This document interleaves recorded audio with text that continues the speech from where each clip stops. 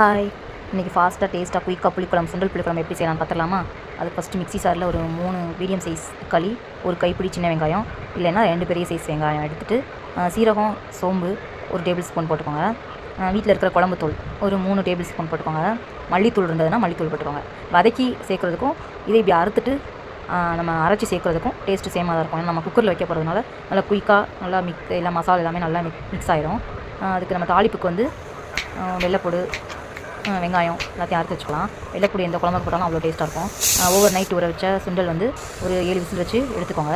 அதுக்கு குழம்புக்கு ஃபஸ்ட்டு நம்ம புளியை தனியாக ஊற வச்சு எடுத்துக்கலாம்.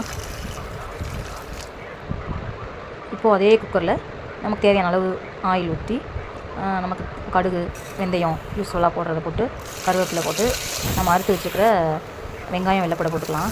போட்டு 2 நிமிஷம் வதக்கி விட்ருங்க. தேவையான அளவுக்கு உப்பு போடுங்க. ஏன்னா ஆல்ரெடி பாயில் பண்ணும்போது உப்பு போட்டு வச்சுருக்கோம். இப்போயும் தேவைப்பட்டால் நம்ம உப்பு போட்டுக்கலாம். லைட்டாக உப்பு போட்டு கிண்டி விட்டிங்கன்னா நல்லா கொஞ்சம் வெந்துடும். அதுக்கப்புறம் நம்ம அறுத்து வச்சுக்கிற கத்திரிக்காவை போட்டுக்கலாம். கத்திரிக்காய், முருங்கைக்காய் எதுனாலும் போட்டாலும் டேஸ்ட்டாக இருக்கும். நம்ம இப்போ கத்திரிக்காய் போட்டுக்கலாம்.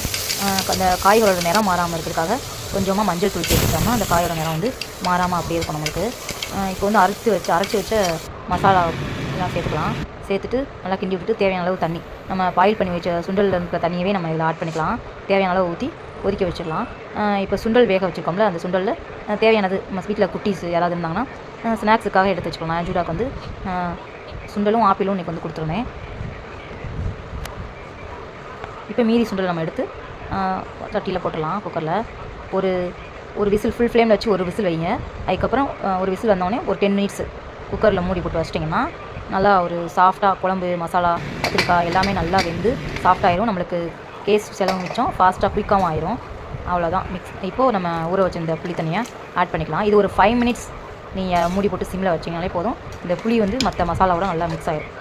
இப்போ வந்து குயிக்காக ஃபாஸ்ட்டாக ஒரு சுண்டல் குழம்பு ரெடி. வீடியோ பிடிச்சிருந்தால் லைக் பண்ணுங்கள், ஷேர் பண்ணுங்கள், சப்ஸ்கிரைப் பண்ணுங்கள். டாடா, பாய்.